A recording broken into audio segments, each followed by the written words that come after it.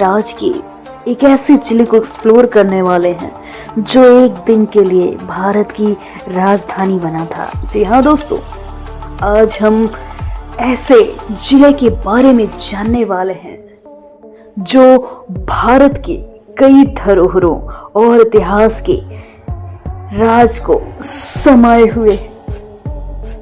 दोस्तों, बात उस समय की है जब भारत में मुगल आधिपत्य समाप्त हुआ था। उसके बाद भारत गुलामी की जंजीरों में जकड़ गया। अंग्रेजों ने भारत पर व्यापार और धन कमाने के लक्ष्य से सालों राज किया।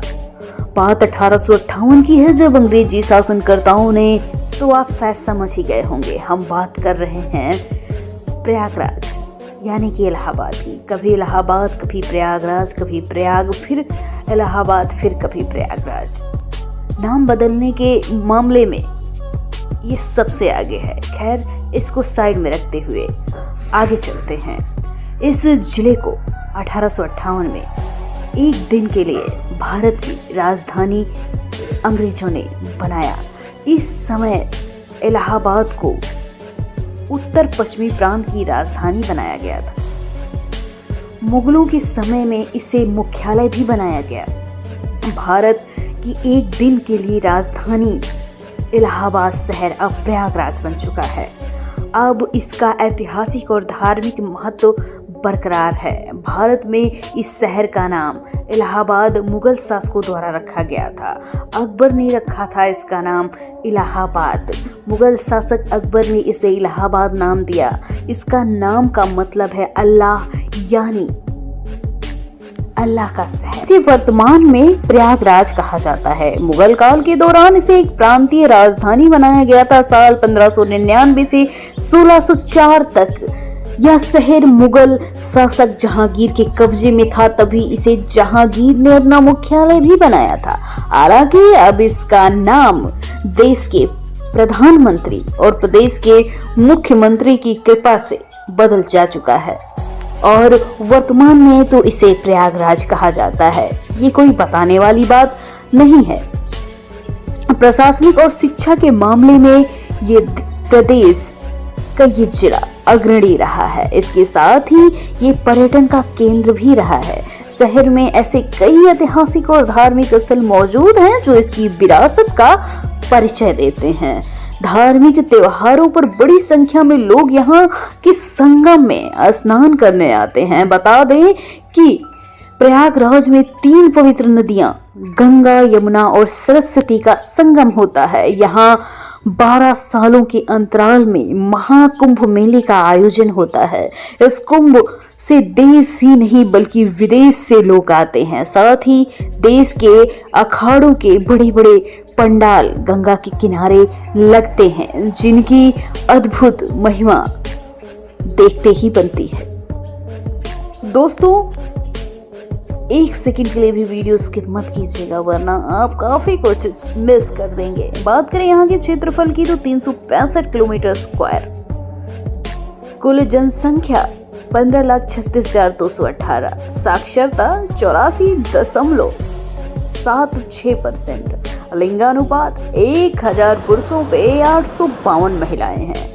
वाहन का पंजीकरण यूपी 70 के नाम से होता है। इसके साथ ही प्रयागराज में कई महत्वपूर्ण राज्य के कार्यालय जैसे कि इलाहाबाद उच्च न्यायालय, प्रधान एजी ऑफिस, उत्तर प्रदेश राज्य लोक सेवा आयोग, पुलिस मुख्यालय, उत्तर मध्य रेलवे का मुख्यालय, केंद्रीय माध्यमिक शिक्षा बोर्ड का क्षेत्रीय कार्यालय, उत्तर प्रदेश माध्यमिक शिक्षा परिषद कार्यालय। भारत सरकार द्वारा प्रयागराज को जवाहरलाल नेहरू राष्ट्रीय शहरी नवीनीकरण योजना के लिए मिशन शहर के रूप में चुना गया है।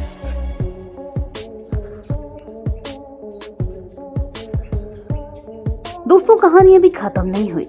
भारत के स्वतंत्रता आंदोलन में भी प्रयागराज की एक अहम भूमिका रही।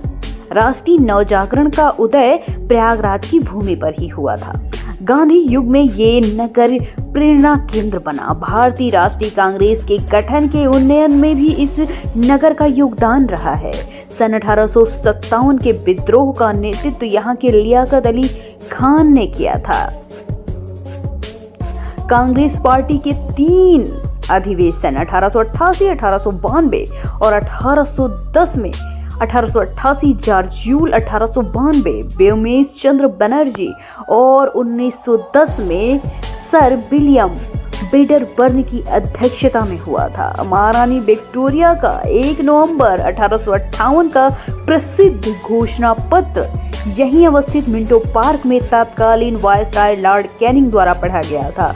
नेहरू का परिवार, जो कि पैतृक आवास स्वराज भवन, जिसे आज के टाइम में आनंद भवन के नाम से जाना जाता है, जो कि यही है, नेहरू गांधी परिवार से जुड़े होने के कारण प्रयागराज के देश के प्रथम प्रधानमंत्री, प्रयागराज ने देश का प्रथम प्रधानमंत्री भी दिया, जिसे पंडित जवाहरलाल नेहरू, जिसे आप लोग अच्छे से जानते होंगे।